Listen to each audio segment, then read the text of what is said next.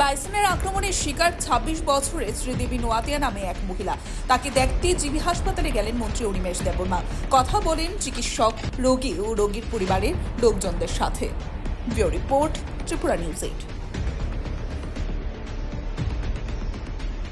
মহিলাকে আক্রমণ করেছে। মহিলার নাম শ্রীদেবী নোয়াতিয়া।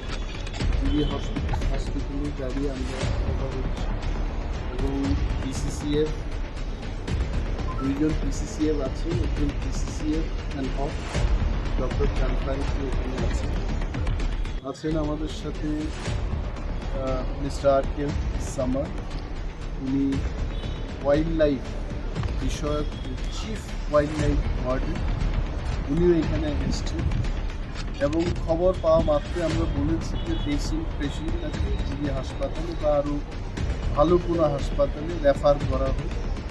আমাদের সদর এসডিএফকে আমরা নির্দেশ দিয়েছি, রেঞ্জ অফিসারকে নির্দেশ দিয়েছি যে রোগীর যারা ফ্যামিলি মেম্বার্স আছেন বা রোগীর সাথে ডাক্তারদের সাথে যোগাযোগ করার জন্য সমস্ত ব্যবস্থাপনা গ্রহণ করার জন্য নির্দেশ দিয়ে পরবর্তী সময় আমি ওয়াইটুকে এলাম এবং স্ট্রেট এসে হসপিটালে এই পেশেন্ট পার্টির সাথে কথা বললাম।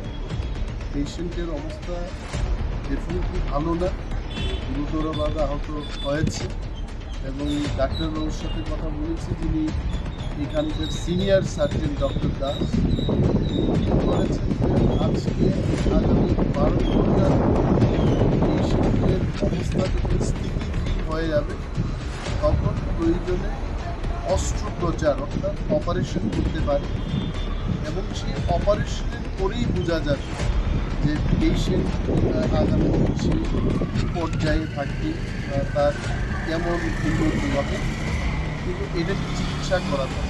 দপ্তর থেকে আমরা বলেছি, আমি এসছি নিজে, যে দপ্তরের কোনো ধরনের সাহায্য রেফার করতে হবে কোথাও এনিথিং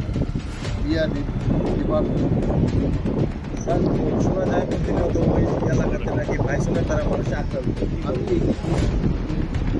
বাইসন বা যে কোনো অ্যানিম্যাল দ্বারা মানুষ যদি আক্রান্ত, এটাকে সঠিক ব্যবস্থাপনা গ্রহণের উদ্যোগ নেওয়া উচিত। কিন্তু এখন এই মুহূর্তে ইলেকশন কমিশনের গাইডলাইন বলবৎ আছে। আমাদের যে ট্রেনিং ম্যান এবং অ্যানিম্যাল কনফ্লিক্ট, এটাকে বন্ধ করার জন্য কী ব্যবস্থাপনা আমরা গ্রহণ করবো এই মুহূর্তে বলতে পারছি।